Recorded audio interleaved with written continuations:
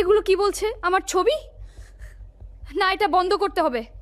আপনার ব্যক্তিগত ছবি অথবা ভিডিও যদি কেউ এক্সপোজ অথবা ছড়িয়ে দেওয়ার হুমকি দেয়, তাহলে মনে রাখবেন, লজ্জা কিন্তু আপনার না, এটা তার এক ধরনের অপরাধ।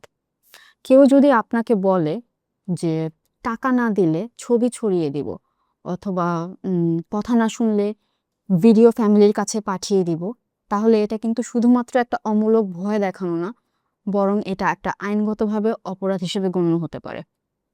তো এই ধরনের ঘটনা বাংলাদেশে সাইবার ব্ল্যাকমেল, সেক্সটর্শন, যৌন হয়রানি অথবা ক্রিমিনাল ইন্টিমিডেশন হিসেবে ধরা হয়ে থাকে। পেনাল কোড 1860 সেকশন 506 অনুযায়ী যদি আপনার সম্পত্তি, শরীর অথবা সম্মানের কেউ ক্ষতির হুমকি দেয়, তাহলে সেটাকে ক্রিমিনাল ইন্টিমিডেশন হিসেবে ধরা হবে। অথবা কেউ যদি ভয় দেখিয়ে আপনার কাছ থেকে টাকা, সম্পর্ক অথবা যে কোনো ধরনের সুবিধা আদায়ের চেষ্টা করে, তাহলে সেটাকে এক্সটর্শন হিসেবে ধরা হবে।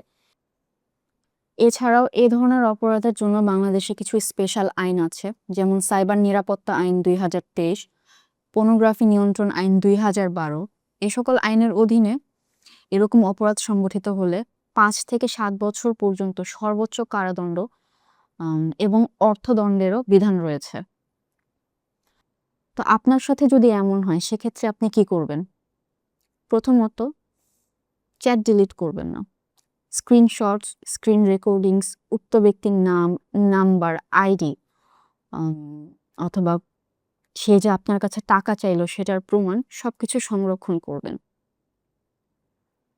পরবর্তীতে আপনি থানায় গিয়ে একটি জিডি ফাইল করে দিবেন অথবা সাইবার পুলিশের কাছে ব্যাপারটা রিপোর্ট করবেন।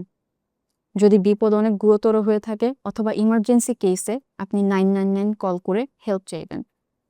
মনে রাখবেন, আপনি যদি আপনার কোনো ছবি কেউকে দিয়েও থাকেন, তাহলে আপনার সম্মতি ছাড়া সেই ছবি সে যদি ছড়ায় অথবা ছড়ানোর হুমকি দেয়, সেটা কিন্তু একটা অপরাধ। তাই আপনি ভয় পাবেন না, প্রমাণ রাখবেন এবং রিপোর্ট করে দেবেন।